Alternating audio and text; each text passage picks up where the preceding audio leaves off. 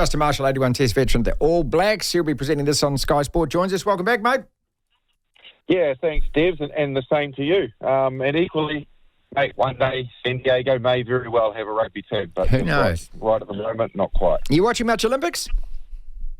I have been, yeah. I've actually been really enjoying it, and it's great to see the athletics having started up, hasn't it? But, some real drama with the rowing and obviously the triathlon and stuff. I think it's been quite entertaining, to be fair. I think Paris and France in general do a brilliant job as hosts. Would you swim in the Seine? No, I'd probably give that a miss.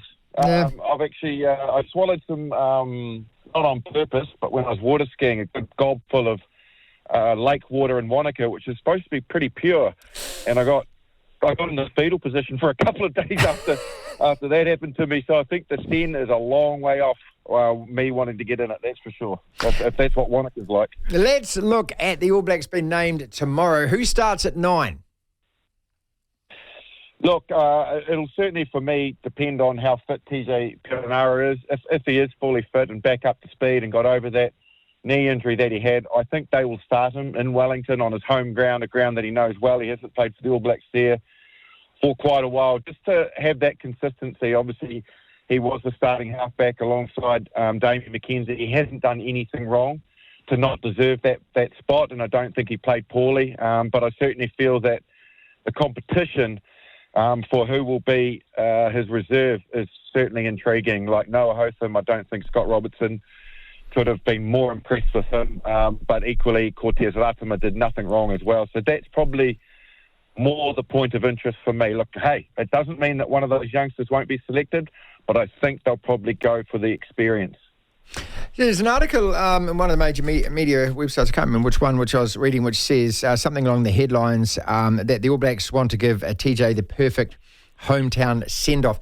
Would that really come into thinking? I'd be amazed if that was the thinking, if anything about, this would be a nice fairy tale way to finish. Surely that the only selection criteria is, are you the best right now in that position?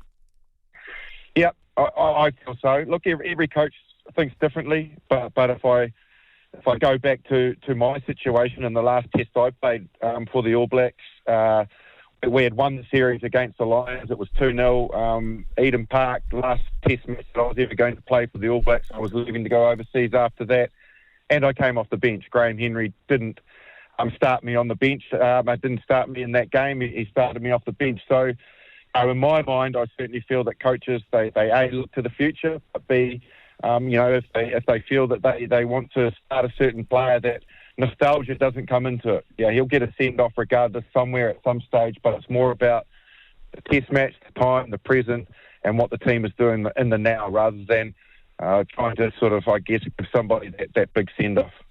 I mean, I've got a few other questions about selection, and they're all kind of gearing around the same thing, I suppose, which is the idea that, does Scott Robertson go back to essentially that side that played against England? Well, you can argue that they didn't do anything wrong, and they won a very good, difficult test series against a well-organised England side. I think I remember chatted to you before those two test matches saying, well, New Zealand are at a disadvantage. Yes, we're playing at home, but England are the team with consistency of the selection to a degree. They've been through the Six Nations. They had a warm-up game in Japan, etc. So it wasn't an easy test series for the All Blacks, given that those players were really thrust into a new environment, new coaches, against a side that was really well organised. But they got through it. Albeit it caused a few sort of anxious moments, and it wasn't easy. So technically, they've done nothing wrong. It's just about whether or not, when they looked at both those test matches, including the Fiji one, they saw some things within the game plan and within combinations and individuals that said, we feel that we can grow from where we were, and to grow even further, we need to look at those combinations or look at those individuals by giving them an opportunity to start in a much more difficult test match than, say, Fiji per se. Let's talk about Latama then, and he played, really impressively, didn't he? When he's come on, as well as against Fiji, and so that battle, if TJ gets the selection, which I think he probably will, the battle then for that reserve halfback spot, is he still the number 2, number 9 with Noah Lotham third? Well, yeah, again, it's this argument, isn't it, that he came on so incredibly well in Dunedin, showed great maturity. And then obviously he's grabbed every opportunity since, again in Auckland after Christie got injured, and then got a start and was doing a really good job. Let's not forget that he scored a nice little try, which Cortez Atama does seem to do so very well before suffering that head knock.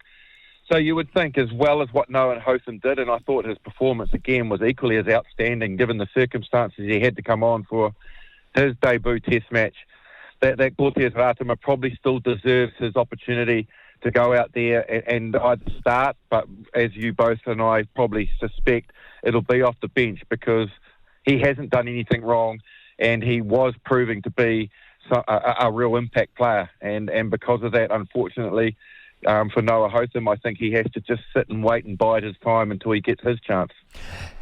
Christie's slipped down the pecking order. They've said he's got to go back and work on things in Tasman. It's very rare for the All Black selectors to ever say that kind of thing publicly. Two questions. Why do you think he has kind of slipped down to, it looks like, fourth at the moment, and what specifically does he need to do?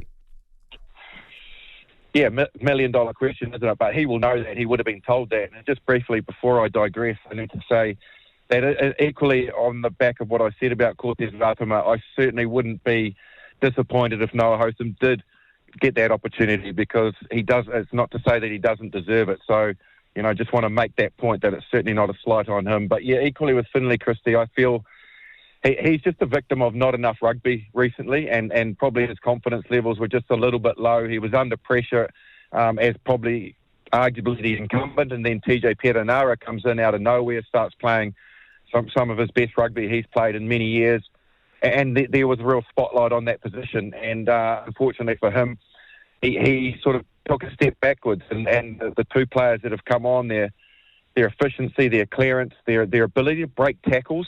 Finlay Christie will hustle, he'll bustle, but the All Blacks, their evolution needs to be that they challenge inside defenders, stop blitz defence by halfbacks being able to break tackles, run, take steps, put players into space. And I think that's probably, if I was looking at it from the exterior, because I don't know what they're saying to him internally, that would be what I would think that he needs to work really hard at, because the rest of his game's pretty well balanced.